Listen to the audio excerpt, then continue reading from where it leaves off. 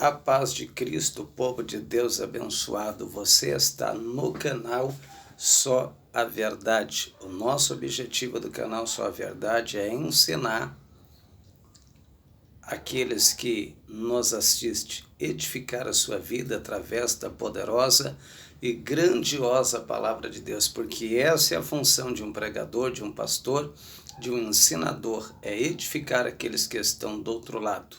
Amém? Deus te abençoe, já se inscreva no nosso canal, que não vai custar nada para você.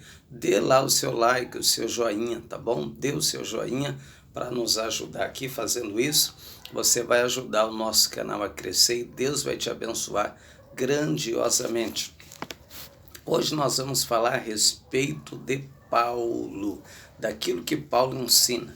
No livro de 2 Coríntios, capítulo 11, livro de 2 Coríntios, capítulo 11, versículo 1, Paulo disse assim: Oxalá me suportais ainda na minha loucura, porque não estou louco, mas estou zeloso com o zelo de Deus, porque vos tenho que apresentar como uma virgem a um marido, a saber, a Cristo.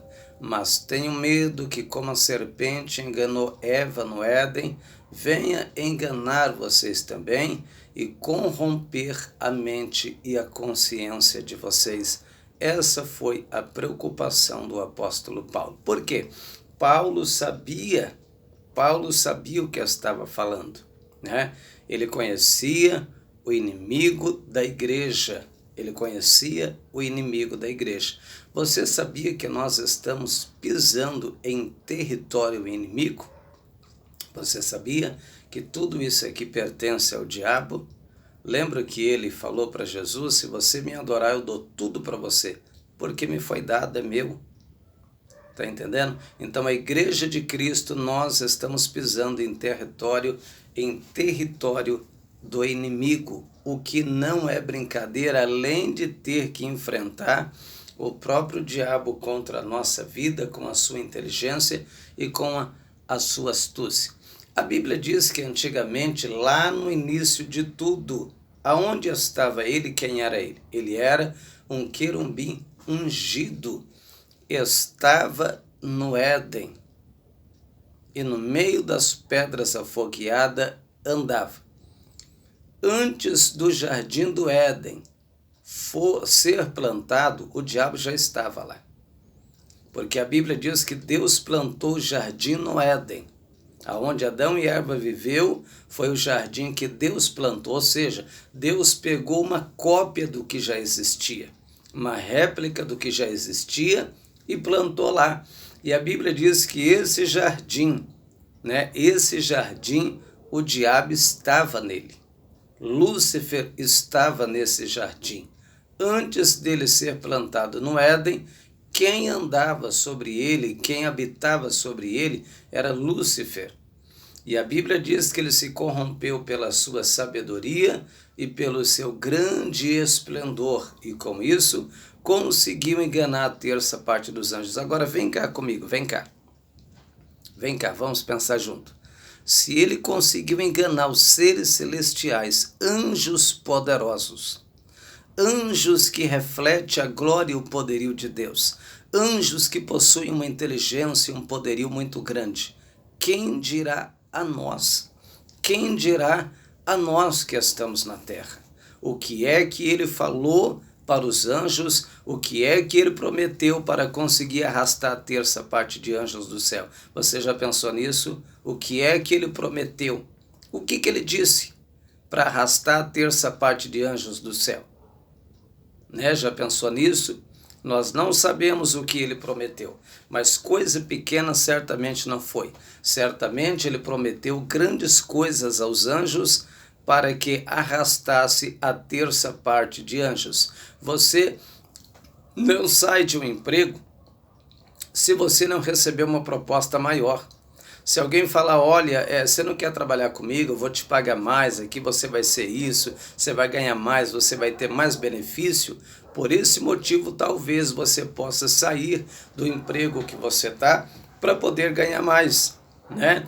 Então nós não sabemos o que Lúcifer prometeu aos anjos de Deus para arrastar a terça parte de anjos. E é esse anjo que Paulo está dizendo: eu tenho medo que ele venha enganar vocês, porque ele enganou Eva no jardim do Éden. Ele corrompeu Eva. Ele corrompeu o primeiro homem e a primeira mulher que não andava, não vivia, não conhecia o pecado.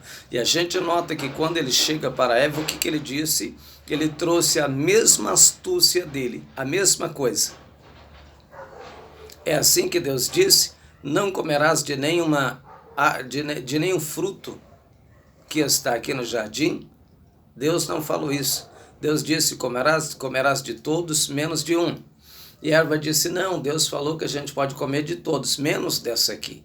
Ele disse: não, se vocês comer, vocês não vão morrer. Se vocês comer, vocês vão ser semelhante a Deus. Ele usa a mesma técnica que ele usou lá para poder tomar o trono de Deus. O que ele disse? Subirei acima das estrelas do Altíssimo e lá vou estabelecer o meu trono. Lá vou fazer o meu trono.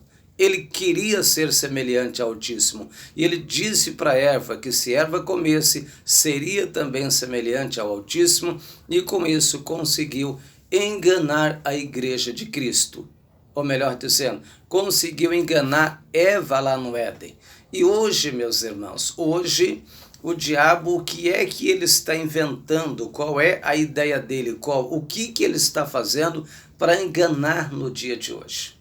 O que ele está fazendo para enganar no dia de hoje? Matar cristão não resolve mais, porque ele matou milhares de cristãos na igreja primitiva. Enquanto mais cristão matava, mais cristão surgia. Então, isso ele sabe que não resolve. E o que resolve para ele? Corromper a igreja de Cristo.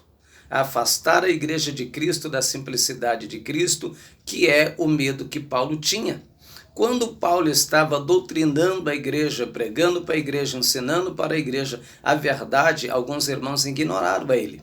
E ele disse: olha, irmãos, eu não estou louco, oxalá me suportais ainda na minha loucura, porque não estou louco, mas estou zeloso com o zelo de Deus, porque vos tenho que apresentar como uma virgem a um marido, mas eu tenho medo que vocês sejam enganados por Satanás, disse ele. Eu tenho medo que Satanás venha enganar vocês.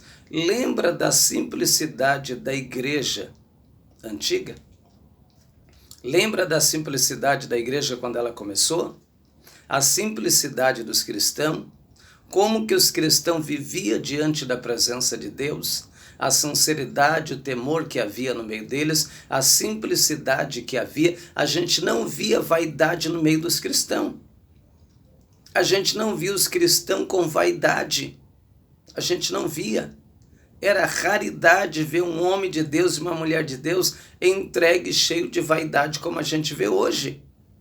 Hoje está acontecendo o medo de Paulo. O diabo apartou muita gente da simplicidade de Cristo. O diabo tirou muita gente da presença do Senhor e os entregou à vaidade. Ah, não tem problema não você fazer isso. Não tem problema não você fazer aquilo. Não tem nada a ver. Não tem problema. Aí as pessoas estão abraçando e caindo na vaidade, aonde a Bíblia diz no livro de Salmos que aquele que entrega o espírito para a vaidade não vai herdar os céus, não vai herdar Sião.